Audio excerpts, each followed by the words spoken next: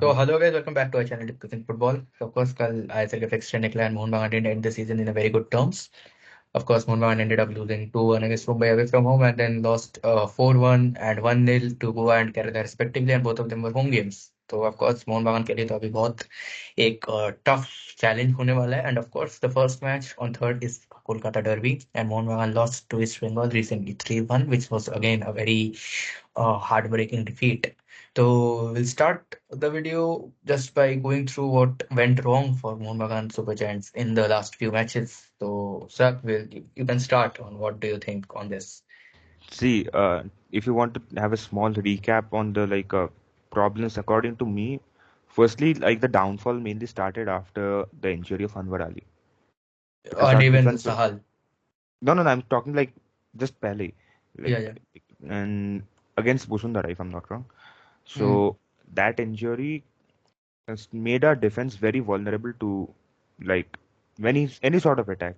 When it's good or bad, we have been conceding goals a lot, Yeah. and so I believe that was the first problem where our bench didn't have a proper like replacement for Anwar Ali. I know Anwar Ali is in a great level, but at least he has a massive shoe to fill. But there should be someone who could like kind of fill it, but there was none in our bench.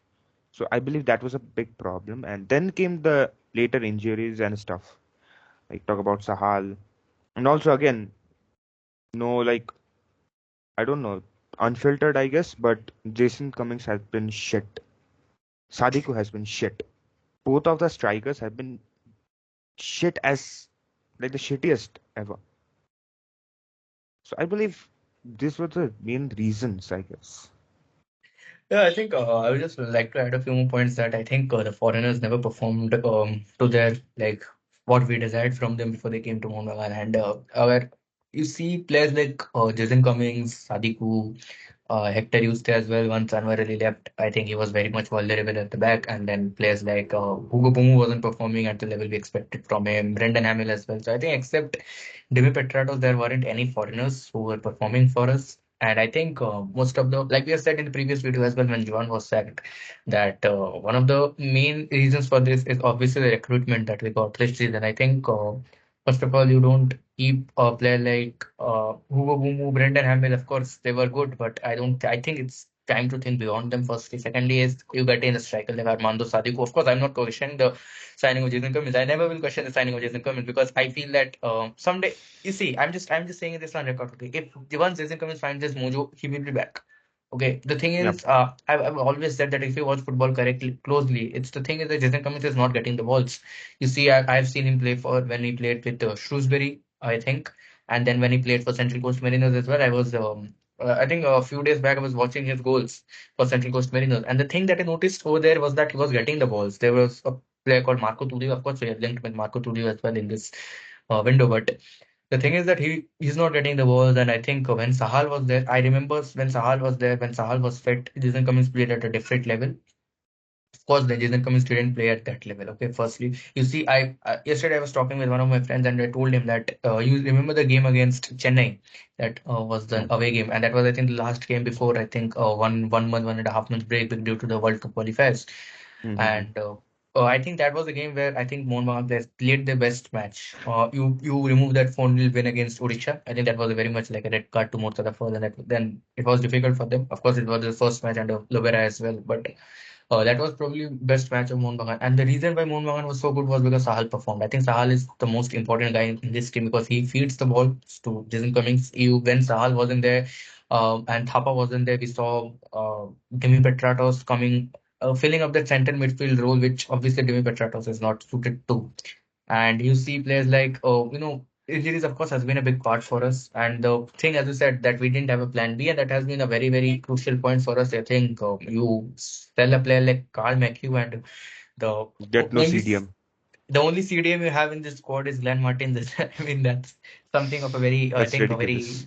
yeah, of course, the recruitment was, of course, ridiculous because you sell someone like Carl McHugh. I think they sold Carl McHugh because they thought that we will get Johnny Coco back. I mean, when the season started, everyone thought that Johnny Coco would be arriving somewhere in now, like in November, December, and now it's almost February, and still we are seeing Johnny Coco, and I don't think Johnny Coco will be back. And the thing is, another point that I want to make is when a player suffers from ACL, you can't expect him to come and perform at the same level he did previously, because you've seen with players like Terry, even Jingen, and players like there are a lot of players, And to be see, as honest. a Chelsea fan, you can relate to this the most. Yeah, obviously. I mean, see, ACL injuries are something that, requires a lot of hard work for a player to return back to the previous level. And thing is, once you get an ACL, the thing is you are more vulnerable to injuries, and that's been a problem for us in the whole season. And so you don't, if you release someone like Carl Mackey, you need a foreign CDM, because once Carl Mackey was there, I think the defense was very strong. I've said that always. Our defense was extremely, extremely strong. And then another player I think I'm very sad about releasing was the Pritam Kotal, Yep. because I think he's the guy who can fill in that center back role. He can fill in that right back role. I think, you get in players like Ashish Rai. Okay, I think Ashish Rai has been good, but defensively he's not that good. Then we linked with players like Chinglen Sana, and now the latest news is Bangalore is getting Chinglen Sana. So I think it's a very, I don't know what to say if Anwar comes back and Anwar is not at his previous form, because Anwar hasn't played since I think 24th October, a match against Bhushan that was, and it's been almost more than 3 months since Anwar hasn't played.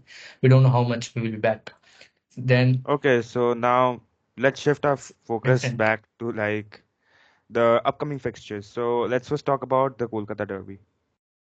I think Mohun should win. I mean, first of all, Havas is there, and we have heard that Havas is doing two training sessions every day, morning and evening. And I mean, the first thing is that this kind of players, the first thing he needs is the dressing room. We have seen that players like, I think there was some internal feuds, and Havas needs to rectify those things. And secondly, the Kolkata Derby, I expect Mohun Bagan to win, because, of course, once the Indian players are back, I think Mohun Bagan plays at a different Exactly, level. because if you see the derby in the Super Cup, so I personally believe like the lack of the Indian national team players in the Mohun Bagan squad was highly reflected in the match Yeah, because you see the shakiness in our goalkeeper. I don't think Vishal Kit would have done the same thing. Okay, yeah, and also like the lack of confidence because see, I'll be honest with you, Kolkata Derby is a very like hard match on the nerves, and it's kind of like hard for the young players to control their nerves because you see the crowd, you see the yeah, like the tensions in the match. It's kind of difficult to maintain with that. So I yeah. believe if the experienced ones come back, it'll be a whole different story. Yeah, exactly. And I think there are a few problems with Mohun Bagan as well. When the first derby was there, I mean, every other said that Indian one players were in there and stuff and stuff. And now, obviously, players like seven Indian players will return. Anwar would, of course, return back. Ashik is expected to. I don't know. I heard a news that Ashik was expected to return back in March, but I don't think he will be back in March. Of course, he suffered an ACL in August, so I don't think that you suffer an ACL in August and then coming back in March is something of a very fairy tale kind of a thing. So I think players like, of course, Anwar Ali would return, which will, of course, strengthen our defense. Anwar, Yuste, Subhashish, and Ashish said that back four we had, and if he wants to back three as well, that's very much suited. And the second thing is that Petratos and Cummings. I want to see Petratos, Cummings, Bumu, and Sahal. I want these four guys to play together, and I want to see the level of creativity that they might have. That these four guys, and then on the left, probably a guy like Liston. I would prefer Liston over Subhashish both on the wings. If you play in a 3-5-2 formation, which Juan Ferrando initially played with a 3-5-2 kind of a formation, I would of course keep Petratos and Cummings up front and play Liston on the left, because I need some attacking moves from that side. And on the right, of course, I think Manveer is better than Kian at this moment. If you see, I think Kian is Yeah. more of a super sub kind of a thing. So I'll go with Manveer. So I think once you play these kind of three players and three foreigners, of course, Bomu, Cummings, and Petratos, and a defense sector used, I think this team will be back. But another area that I'm again concerned with is the midfield, because Thapa is not a midfielder, like a CDM. holding midfielder. Yeah, and we have seen that he's been like left exposed. We saw that in the first derby as well when he couldn't track the Nandakumar run. And I think another thing that I want to make is that Thapa, for me, I think he's not a big game player. I think he takes pressure too much, and that's a very difficult thing. And so I think that's going to be a problem for Mohun Bagan once we are heading on to the rest of it. I think it's fine. And So the next match is Hyderabad, and that yeah, so is we'll also a home match. shift from, yeah, I think Hyderabad, and then we move away to Goa, and then we face Northeast at home, and then away to Odisha. Yeah, So I think these four games are going to be tough for us, but we are Mohun Bagan. Of course, I think I expect Mohun Bagan to win the three home games, the Derby, the Hyderabad match, and the Northeast one. And I think Mohun Bagan will lose to Goa probably away from home. And same result, I think, West Odisha as well. So after, So out of 15, you're expecting about 9 points in from this like next 5 matches. yeah, that's what actually my head says. Out of, I think if we are good, if we can perform at a like previous level, I'll go for like 11 or 12 points. Three wins and two draws. That's the best we can hope for. But Because at I this point, I'll be honest with you, we are not at all close with the level of football Goa is playing. I mean, we are I'll be better honest. than any team in India if once our players are back. Okay, Yeah. we have seen that we went on some 14, 15 games unbeaten run under Juan Ferrando, and I think the biggest mistake Mohun Bagan made was to sign Juan Ferrando. You get in Again, yeah. Abbas, you get in Abbas, and I think he doesn't reflect what Mohun Maybe Bagan like needs at this moment. I believe. See again, if you don't, I don't know if you remember, there was a comment in our Juan Fernando's video. So he that user like specified that Mohun Bagan is a club which like is influenced by the current performance, not about like the long term view. It's I know it's a bit controversial, but also it does make a lot of sense because few bad matches and a player gets benched. The You thing is, when you are at a club like Mohun Bagan, the thing is you need you need current to keep up with the success. level. You need You to need current success, you need long-term success. Long-term success, you don't see that as a long-term success. When you are at Mohun Bagan, you see what my current thing is going. You don't plan for 2026 in exactly 2024. Okay, when 2026 comes, you that's current for you, and then the long-term success shifts to 2028. So you don't hmm build a project where in or like 22 games you win 22 games. Okay, that's not something of a project. A project is a very like a it thing that shouldn't is be very like a settled one. squad. It shouldn't the project shouldn't be one which floats in the world of fantasy. It should be one which is realistic as hell. Yeah, and I think current team, of course, let's see how the current team does. But I think, this first five fixtures are obviously going to be difficult. And then I think at end as well, when you have those games against, I think Bangalore and Mumbai, and those three games are again, I don't think Mohun Bagan will go with a very full And a very good note. strength. Yeah, yeah, exactly. I mean, full strength because you see, um, both three games back to back. That's going to be obviously tough for us. Exactly. But I believe if we can gain our momentum under Habas, again, it's under Habas. It's not under Juan Fernando anymore. So it'll be a whole different story again. Yeah. And you never know, like Habas might come with like a mind-blowing tactic where Manolo Marquez is left stunned. See, in football, it's a very, Unexpected. what's played in that day. That's the Yes. thing.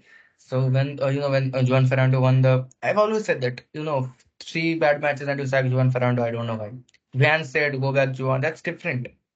You don't always listen to the fans. Sometimes it's always about what the board wants, what the board thinks. You sack a very set squad Don't you of think the coaches. board is also like quite a lot influenced by the fans, given that it's Obviously, such a like a when you are at historic Mohun club? Bagan East Bengal, you have to be influenced. Exactly. It's a very Exactly. different And thing. the thing is, like a club like Mohun Bagan, if they lose the fans' faith, it will be devastating.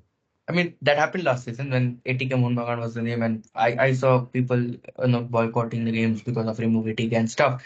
Even East Bengal fans boycotted the derby, the last derby. But the thing is that the clubs, of course, want revenue. Okay, at the end of the day, they want revenue, and they knows that it's important to get those kind of guys. And they might sell their soul for the revenue. I mean, that's not the case here because they know that the fans is the only one who will give me the revenue. Okay, the fans, the number of fans you have, the more endorsement you get, the more tickets you sell, and it's more revenue at the end of the day. Yeah. So let's see. So I guess that will be it from us from this video. And thanks for watching. And make sure to like our video and subscribe to our channel. And of course, we'll be back once the ISL starts with our daily live watch alongs. And stay tuned to our channel. And thanks for watching. Goodbye.